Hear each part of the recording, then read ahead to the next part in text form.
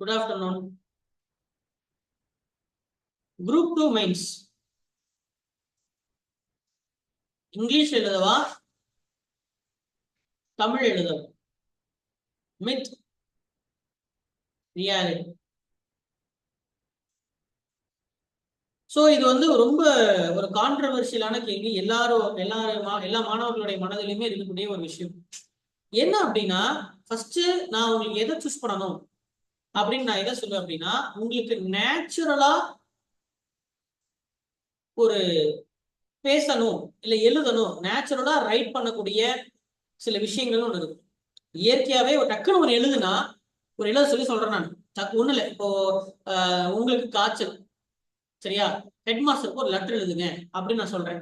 டக்குன்னு உங்களுக்கு எழுத சொல்லும் போது பெறுநர் அனுப்புனர்னு போடுறீங்களா இல்லை எஃப் போடுறீங்களான்றது விஷயம். அது எஃப் ஃப்ரம், சரிங்களா? பை நேச்சரே உங்க கை எதுக்கு எந்த லெட்டர் போகுது அப்படின்றத நீங்க பார்க்கணும். ஏன்னா இயற்கையா இருக்கிற விஷயத்தை தாண்டி நீங்க அதை மாத்த ட்ரை பண்ணீங்கன்னு வச்சுக்கோங்களேன், நீங்க டிஃபிகல்ட்டி ஃபேஸ் பண்ணுவீங்க. என்னதான் படிச்சிருந்தாலும் அங்க எழுதுறதுக்கான டிஃபிகல்ட்டி, டைம், ப்ராசஸிங் இது எல்லாமே லேட் ஆகும். நீங்க அதை ஆல்ரெடி மெயின்ஸே ஒரு சவால், அதுல மொழி ஒரு சவால் ஆயிடும். நிறைய பேர் என்ன பண்றாங்கன்னா அதை மாத்தணும்னு நினைக்கிறாங்க. நான் அது எது சரி தப்புன்னு நான் போறதுக்கு முன்னாடி எந்த லாங்குவேஜை சூஸ் பண்ணணும்னு நான் முதல்ல சொல்றேன். ஸோ லாங்குவேஜை சூஸ் பண்றதுக்கு பை நேச்சரே உங்களுக்கு ஒரு லாங்குவேஜ் இருக்கும். யோசிக்கிறது இல்லை, எல்லாருமே தமிழ் தாய்மொழியை கொண்டவர்கள் அனைவருமே தமிழ் தான் சிந்திப்பார்கள். தாய்மொழி சிந்திப்பாங்க. ஆனா தாய்மொழியில எழுதணுமோ தாய்மொழியில பேசணும்ன்றது அவசியம் கிடையாது. English medium ஸ்டூடெண்ட்டுமே தாய்மொழியில சிந்திப்பாங்க. இங்கிலீஷ்லயே யோசிச்சுட்டு இருக்கான். என்னப்பா வீட்டுக்கு போனா நம்ம என்ன பேசுவோம்? இப்ப ஆங்கிலம் பேசுறாங்க. வீட்டுக்கு போனா mom bring me the lunch, take me the plate அப்படின்னா பேசிட்டு இருக்கீங்க. நார்மலா தானே பேசுறீங்க. Let me go to the school பஸ்மா அப்படின்னு சின்ன குழந்தைங்க இப்ப சின்ன வயசுல சொல்லு அப்படின்றாங்க. அப்ப அதுக்கு எதுவும் சம்மந்தம் கிடையாது. சரியா? இருமொழி பேசுற டைக்ளோஸ் நீங்க நார்மலா உங்களுக்கு யோசிக்கிறது எந்த மொழியா வேணா, யோசிக்கிறது தாய்மொழியா தான் இருக்கும். பேசுறது எந்த மொழியா வேணா பேசலாம். ஆனா நேச்சுரலா எதுல அதிகமா எழுதி பழகிட்டீங்களோ அதுதான் வரும். சின்ன வயசுல இருந்து சார் நான் நிறைய இங்கிலீஷ்ல இருக்கேன், எனக்கு டக்குன்னு எடுத்தோடனே sir how I am sir as I am suffering from fever தான் எனக்கு வரும் அப்படின்னா நீங்க இங்கிலீஷ் தான் எழுதணும். இல்ல சார் நான் நேற்றிலிருந்து எனக்கு உடல்நிலை குறைவின் காரணத்தினால் அப்படின்னா எழுத வருவாங்க. அப்படின்னா உங்களுக்கு வரும். உங்களுக்கு எப்படி வரும்? அப்படிதான் வரும் அப்படின்னா தமிழ் பையன், தமிழ் ஸ்டூடெண்ட், தமிழ் தான் மெயின்ஸ் எழுதணும். As I am suffering from தான் வரும் அப்படின்னா அப்ப நீ தமிழ் எழுதக்கூடாது, இங்கிலீஷ்ல தான் எழுதணும். ஸோ பை நேச்சர் உங்க பாடியை நீங்க கேளுங்க, மாத்தாதீங்க. சரியா? மாத்தணும்னு நினைச்சீங்கன்னா அது ஒரு வருஷம் ஆகும். சரியா? 4 மாசம் 5 மாசம் எல்லாம் மாத்த முடியாது. So as the nature. புரியுதா? ரெண்டாவது விஷயம், சரி 2 விஷயம் சொல்லணும்னு சொன்னேன் கரெக்டா? முதல் விஷயம், உங்க பாடி எந்த லாங்குவேஜ்ல இருக்கோ எழுதுறதுக்கு தான் சொல்றேன். பேசுறது யோசிக்கிறது எல்லாமே தாய்மொழி தான்.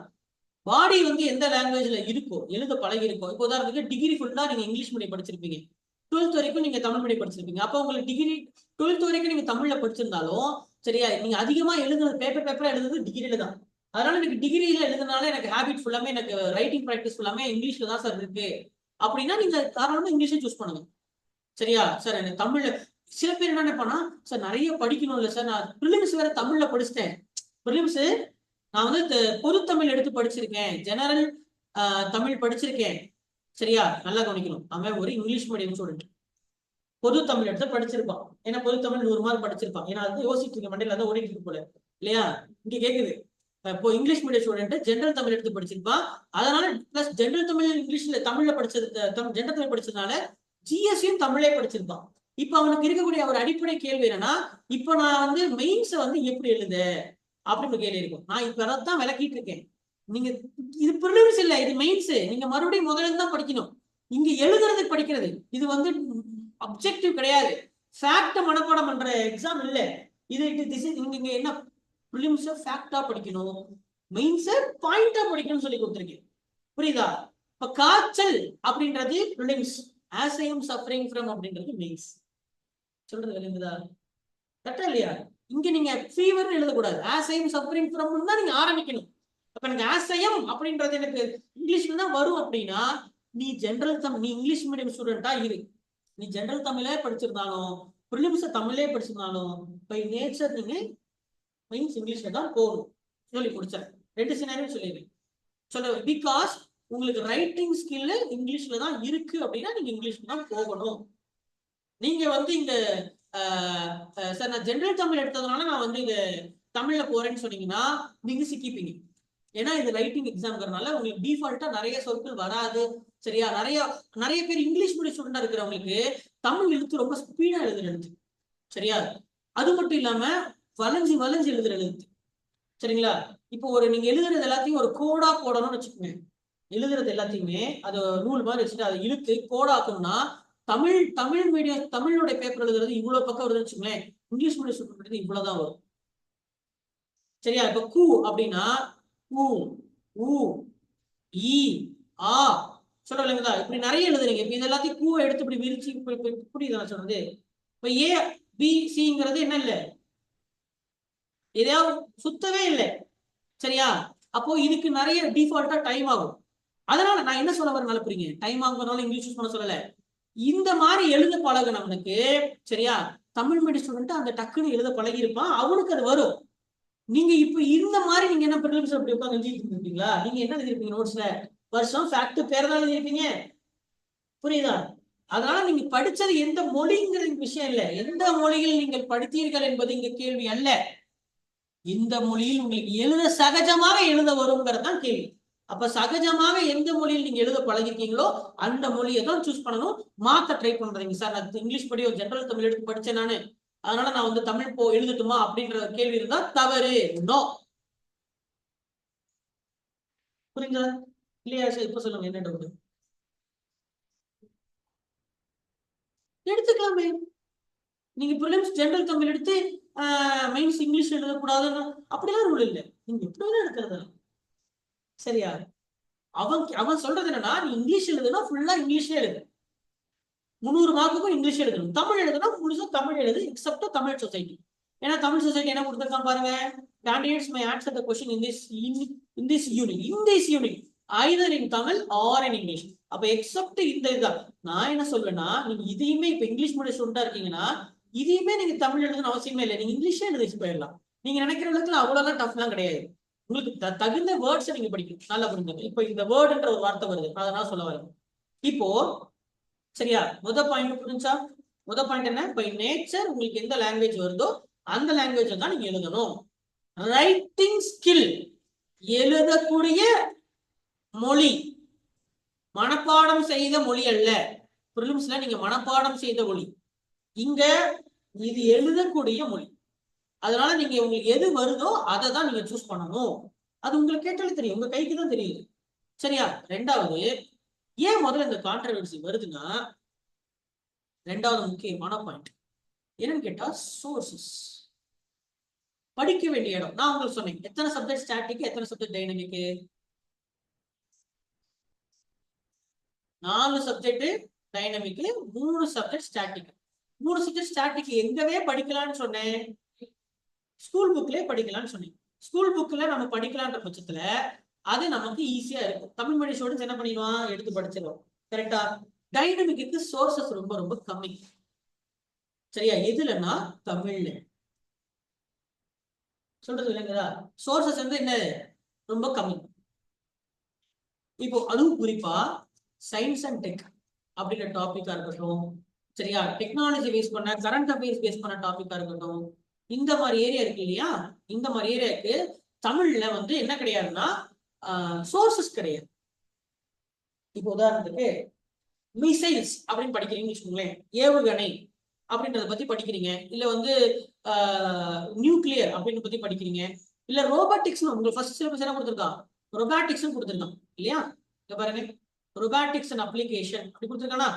இப்போ நீங்களே சொல்லுங்க, டிஃபால்ட்டா சொல்லுங்க, இந்த ரோபாட்டிக்ஸ் அண்ட் அப்ளிகேஷனுக்கு நிறைய சோர்சஸ் வந்து இங்கிலீஷ்ல இருக்குமா தமிழ்? இங்கிலீஷ் தான் இருக்கு.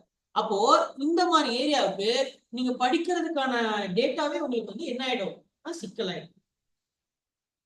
சொல்ல புரியுதா? அப்ப இது எப்படி சவால்? அப்போ நீங்க கேட்க அடுத்த கேள்வி என்ன, சார் அப்ப நான் தமிழ் மாணவன், நான் இது எப்படி எழுத அப்படின்னு உங்களுக்கு அடுத்த கேள்வி. இதனாலதான் என்ன ஆயிடுதுன்னா தமிழ் எழுதுறவங்களுக்கு டிராஸ்டிக்கா கொஞ்சம் ஒரு 10 மார்க் 20 மார்க் குறைஞ்சிருது. அதனாலேயே என்ன பண்ணிடலாம், இங்கிலீஷ் மீடியம் ஸ்டூடெண்ட்ஸ்க்கு ஒரு 10 மார்க் 20 மார்க் கூட எடுத்துறோம். இதுதான் இப்போ இந்த ப்ரிலிம்ஸ்ல நடந்த கதை. அதுதான் ப்ரிலிம்ஸ்ல பாருங்க, ஜென்ரல் இங்கிலீஷ்ல எடுத்தவங்க 90 95 எடுத்திருப்பாங்க. ஜென்ரல் தமிழ்ல படிச்சவங்க 85 90 தான் எடுத்திருப்பாங்க. ஏன்? ஜென்ரல் இங்கிலீஷ் போர்ஷன் கம்மி. படிக்க வேண்டிய போயமே மொத்தம் 25 போயம், 14 ப்ரோஸ், 9 பயோகிராஃபி, மற்றதெல்லாம் கிராமர் தான். இங்க அப்படியே இருக்கு, 14 போயம் தான் படிக்கிறீங்களா, 25 போயம் தான் படிக்கிறீங்களா, நம்ம இல்ல புறநானூறு அகநானூறு அவ்வளவு பாடல்கள் படிக்கணும். படிக்க வேண்டிய ஏரியா அதிகம். அதனால கேள்வி அவன் வந்து என்ன பண்ணிருக்கான், எக்கச்சக்கமா பூந்து விளையாடி கேட்பான். கரெக்டா இல்லையா? இவன் வந்து இங்கிலீஷ் ஈஸியா கேட்கணும்னு இல்ல, அவன் இங்கிலீஷ் கஷ்டமா தான் கேட்டிருக்கான். படிக்கிற பையன் நிறைய படிச்சிருந்தான், அவ்வளவுதான் விஷயம். எப்படி கேட்டான் அதுக்குள்ள தானே கேட்டான் நீனு.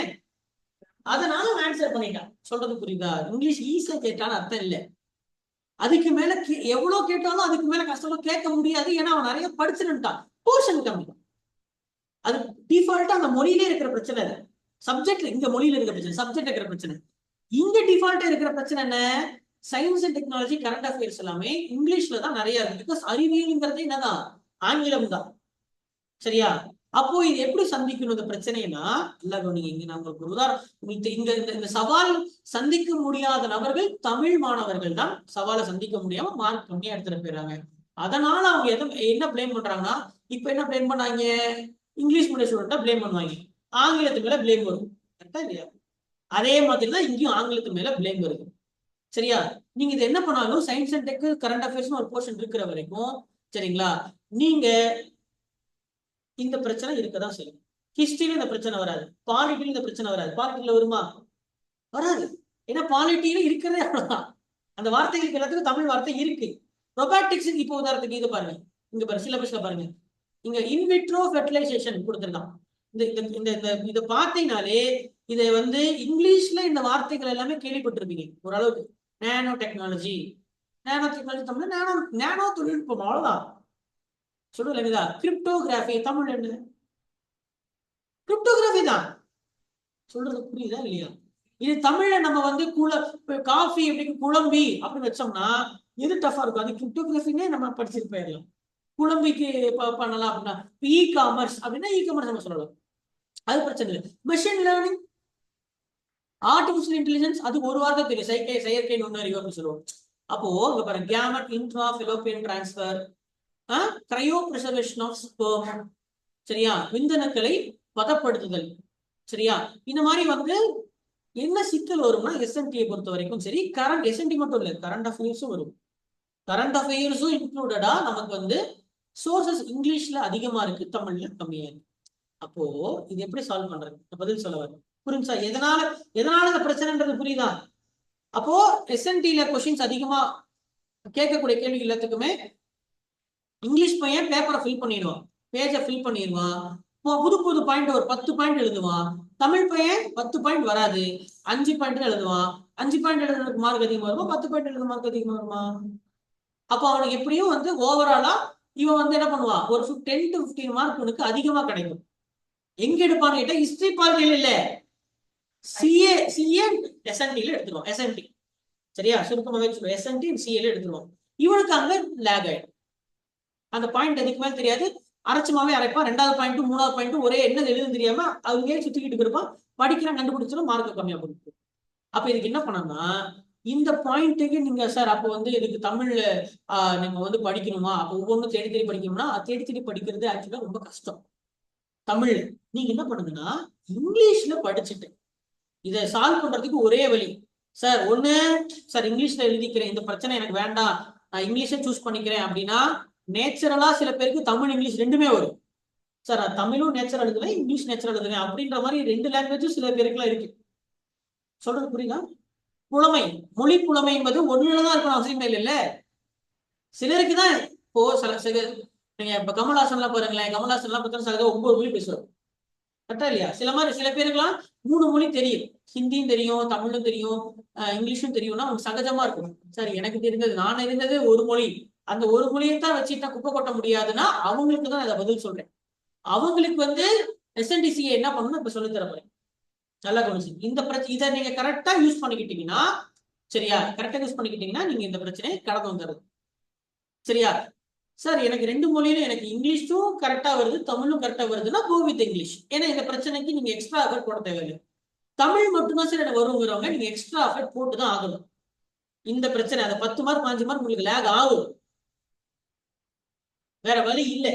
சரி என்ன பண்ண அப்படின்னு கேட்டீங்கன்னா, நீங்க அந்த டேர்ம்ஸை இங்கிலீஷ்ல படிங்க, வேற ஒன்றும் இல்லை. அந்த டேர்ம்ஸை இங்கிலீஷ் ரிசோர்சஸ் இருக்கு இல்லையா, அந்த ரிசோர்ஸை ஆங்கிலத்துல படிச்சு வச்சுக்கிட்டு அந்த சொல்ல அப்படியே தமிழாக்கம் பண்ணி எழுதுங்க, வேற ஒன்றும் கிடையாது. இந்த சொல்ல என்ன பண்ணிருங்க, டிரான்ஸ்லிட்ரேட் பண்ணிருங்க. டிரான்ஸ்லேட் இல்ல, டிரான்ஸ்லிட்ரேட். அது என்ன சார் டிரான்ஸ்லேட், டிரான்ஸ்லிட்ரேட் அப்படியே அதை தமிழ்ல எழுதிடுது. இஸ்ரோ, தமிழ் இஸ்ரோ தான். சரியா? உங்களுக்கு தமிழ்ல தெரிஞ்ச வார்த்தை அப்படின்னா அது தமிழ் எழுதிருங்க. தமிழ்ல தெரியாத சயின்ஸ் அண்ட் டெக்னாலஜி ஒரு வார்த்தை வருதுன்னா நீங்க என்ன பண்ணுங்க, அப்படியே எழுதிருங்க. அதை அந்த மொழி அப்படியே தமிழாக்கம் பண்ணி அப்படி எழுதிருங்க. உதாரணத்துக்கு ஏவுகணைகள் அப்படின்னு சொல்லி படிக்க, ஏவுகணை டாபிக் உங்களுக்கு குரூப் 1ல இருக்கு. ஏவுகணை டாபிக் வந்து பத்தி கொடுக்கல, ஏவுகணைகளை பத்தி கொடுக்கல. சரிங்களா? பாருங்க, இப்ப லித்தியம் அயான் பேட்டரி. சரியா? சரி, மின்கலம். பேட்டரினா மின்கலம், தமிழ் என்ன தெரியுமா தெரியாதா?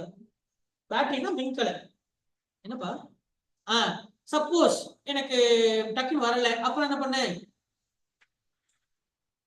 லித்தியம் அயனி பேட்டரி முடிஞ்சு வச்சு. என்னப்பா இங்கிலீஷ் எழுதல நீங்க? புரியுதா இல்லையா நான் சொல்றது? வேற என்ன பண்ண, லித்தியம் அயன் மின்கலன்கள் நீ எழுதுறதுக்கு, மின்கலன் தெரிஞ்சா மின்கலன் எழுதுவேரு. இங்க இங்க பேட்டரி எழுத சொல்லல நானு. மின்கலன் உனக்கு பதில் அந்த அர்த்தம் தெரியுற இடத்துல நீ மின்கலன் எழுதிக்க. தெரியாத இடத்துல நீங்க என்ன பண்ணணும், ஏன்னா அந்த எங்க பிரச்சனைனா டேர்ம்ஸ்ல தான் கண்டு பிரச்சனை. மற்றபடி நீங்க சென்டென்ஸ் எல்லாம் எழுதிடுவீங்க தமிழ்ல. சரியா? மின்னோட்டம் ஏற்படுகிறது. சரிங்களா? இது எளிதில் எடுத்து செல்ல முடியும், அது எளிதில் எடுத்து செல்ல முடியாது. சரியா? பழைய காலம் இருப்பது நீர் அமைப்பில் கொண்ட மின்கலங்கள் வந்து தூக்குவது கடினம், அது வந்து ஒரு நீண்ட நேரம் முளைக்காது. இந்த மாதிரிலாம் நம்ம சொல்லிடலாம், அதெல்லாம் நம்ம தமிழ் எழுதிடலாம்.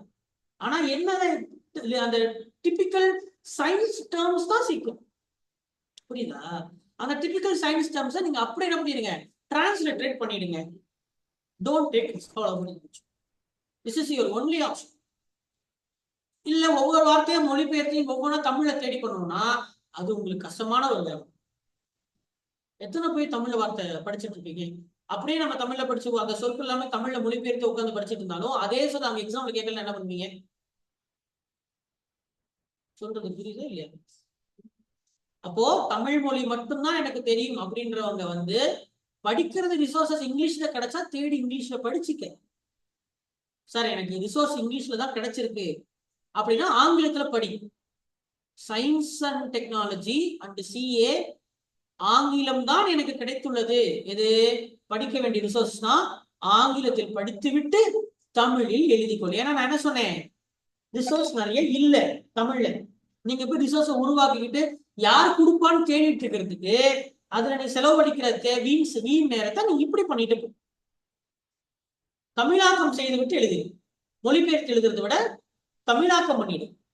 அந்த சொல்ல வந்து டிரான்ஸ்லேட் பண்ணிடு. சரியா? படிக்கிறது இங்கிலீஷ்லயே படிச்சுக்கோ. சார் எனக்கு ரிசோர்ஸ் அதான் கிடைக்குது அப்படின்ற பட்சம் நீ என்ன பண்ணிடு, இங்கிலீஷ்ல படிச்சுக்கோ, தப்பு கிடையாது. ஒரு டாக்குமெண்ட் பாக்குற, ஒரு பேஜ் ஃபுல்லா இங்கிலீஷ்ல கிடைச்சிருக்கு, நல்ல டாக்குமெண்ட், முக்கியமான ஒரு டாக்குமெண்ட். இது சார் இங்கிலீஷ்ல இருக்கு, தமிழ்ல எங்க கிடைக்குமா அப்படின்னு சொல்லி தமிழ்ல நீ தேடிட்டு இருக்கிறதுக்கு அது இங்கிலீஷ் படிச்சு அந்த டேர்ம் மட்டும் என்ன பண்ணு, புரிஞ்சு படிச்சா புரியும்ல, படிச்சுக்க. அந்த டேர்ம்ஸ் எத்தனை டேர்ம்ஸ் இருக்கு அந்த ஒரு பக்கத்துல? ஒரு 6 டேர்ம்ஸ் இல்ல 7 டேர்ம்ஸ் தான் இருக்கும். அந்த 6 டேர்ம் 7 டேர்ம்ஸ்க்கு தமிழ் சொல் இருந்தா பாரு, இல்லைன்னா தமிழாக்கம் பண்ணிட்டு போயிடு. சொல்றது புரியுதா?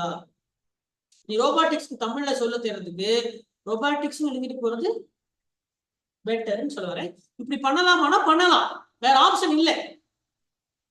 சொல்றது விளங்குதா இல்லையா? தாராளமா பண்ணலாம்.